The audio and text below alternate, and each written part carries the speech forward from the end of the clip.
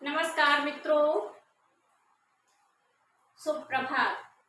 मैं अंकिता सिंह आज आपके लिए संस्कृत का एक वीडियो लेकर आई हूँ जिसमें मैं आपको पढ़ाऊंगी संस्कृत शब्द की उत्पत्ति कैसे हुई है, संस्कृत शब्द का अर्थ क्या है। सो आइए स्टार्ट करते हैं संस्कृत शब्द की उत्पत्ति। संस्कृत शब्द की उत्पत्ति कैसे हुई है देखते हैं। संस्कृत शब्द की उत्पत्ति कहाँ से हुई है और कैसे हुई है। संस्कृत शब्द की उत्पत्ति सम उपसर्ग पूर्वक क्री धातु कट प्रत्यय से हुई है। संस्कृत शब्द की उत्पत्ति सम उपसर्ग पूर्वक क्री धातु कट प्रत्यय से हुई है। संस्कृत शब्द की उत्पत्ति किससे हुई है? सम उपसर्ग पूर्वक क्री धातु कट प्रत्यय से हुई है। तो देखिए, हमने यहाँ आपके लिए एक फॉर्मूला तैयार किया है जिससे आपको अच्छे से समझ में आ जाए। देखिए, आपका सम क्या है? सम एक उपसर्ग है। सम क्या है? सम एक उपसर्ग है। क्री क्या है? क्री एक धातु है। सम उपसर्ग है, क्री धातु है और कत प्रत्यय है। सम उपसर्ग है, क्री धातु है, कत प्रत्यय है और सुट का आगम हुआ है। सम उपसर्ग है, क्री धातु है, कत प्रत्यय है और सुट का आगम हुआ है। किसका आगम हुआ है? सुट का आगम हुआ है। सम उपसर्ग है, क्री धातु है, कत प्रत्यय है और सुट का आगम हुआ है। सम उपसर्ग है, क्री धातु है, कत प्रत्यय है और सुट का आगम हुआ है। सम उपसर्ग है, क्री धातु है, कत प्रत्यय है और सुट का आगम हुआ है। तो क्री मीन्स क्या होता है? क्री मीन्स होता है करना। क्री धातु का अर्थ होता है करना। आपको पता होगा भारतीय संस्कृत में क्या होता है।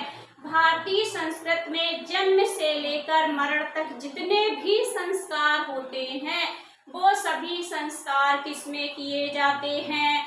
वो सभी संस्कार आपके संस्कृत में किए जाते हैं। भारतीय संस्कृत में जन्म से लेकर मरण तक जितने भी संस्कार होते हैं वो सभी संस्कार आपके संस्कृत में किए जाते हैं। तो धातु से पहले आपका उपसर्ग होता है। धातु के ठीक पहले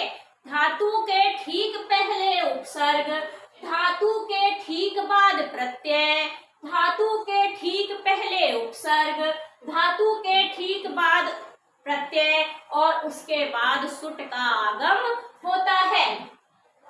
देखिए कैसे मैं आपको बता दूं उत्पत्ति संस्कृत की हुई है। मैंने ये संस्कृत लिखा। अब आप पूछोगे मैम सम कहाँ से निकला? इसमें मुझे कहीं तो माँ नहीं दिख रहा है। तो आपका ये अनुस्वार है ना, ऊपर अनुस्वार लगा है, ये देखिए दिख रहा होगा सबको। ये आपका ऊपर अनुस्वार लगा है, ये देखिए अनुस्वार।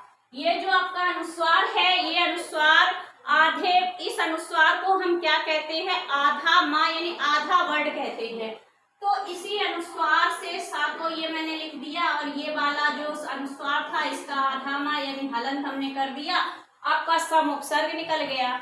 सम उपसर्ग निकल गया। अब क्या बचा? अब बचा है क्री धातु। क्री धातु और उसके बाद क्या है? कत प्रत्यय। सम उपसर्ग पूर्वक क्री धातु कत प्रत्यय से संस्कृत की उत्पत्ति हुई है। सम उपसर्ग क्री धातु कट प्रत्यय से संस्कृत की उत्पत्ति हुई है। अब आप पूछोगे मैम ये तो बता दीजिए, ये आपके आधे सा का आपने क्या किया? मैम ये तो बता दीजिए इस आधे सा का आपने क्या किया? तो बताती हूँ, इस आधे सा का मैंने क्या किया है? इस आधे सा का ही ये आपका सुट आगम हो गया है। इस आधे सा का ही ये सुट आगम हो गया है। सम उपसर्ग पूर्वक क्री धातु कत प्रत्यय सुट आगम, इस आधे सा का ही सुट आगम हो गया है। अब आपको समझ में आ गया होगा किस तरह से संस्कृत की उत्पत्ति हुई है। देखिए का में, क्री में जो का है का की इत संज्ञा हो जाती है। क्री में का है का की इत संज्ञा हो जाती है। किस सूत्र से होती है? हलंत्यम से। क्री में जो का है का की इत संज्ञा हो जाती है। जो ता बचता है, जो ता आपका शेष बचता है, क्री में का की इत संज्ञा हो जाती है, ता शेष बचता है। नेक धातु के ठीक पहले उपसर्ग होता है, धातु के ठीक बाद प्रत्यय होता है। धातु के ठीक पहले क्री धातु है, धातु के ठीक पहले उपसर्ग होता है और धातु के ठीक बाद कत प्रत्यय होता है।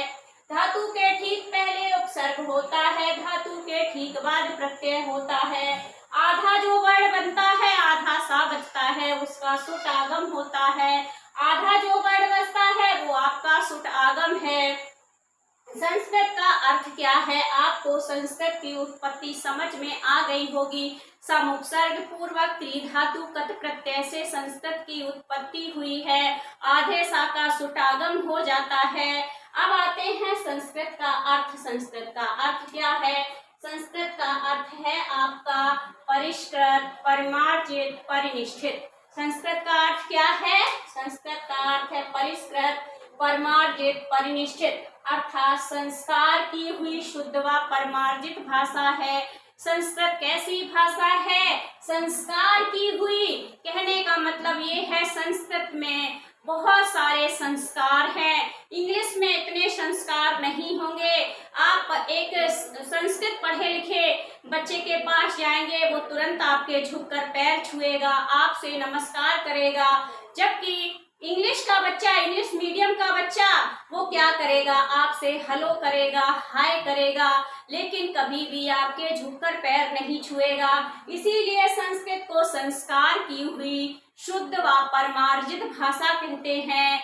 आपको ये समझ में आ गया होगा संस्कृत की उत्पत्ति कैसे हुई है, संस्कृत का अर्थ क्या है। सो प्लीज गाइस, अगर आपको और अधिक संस्कृत के वीडियो चाहिए हों तो प्लीज कमेंट सेक्शन में कमेंट जरूर करें। So please like, share and subscribe. Thank you.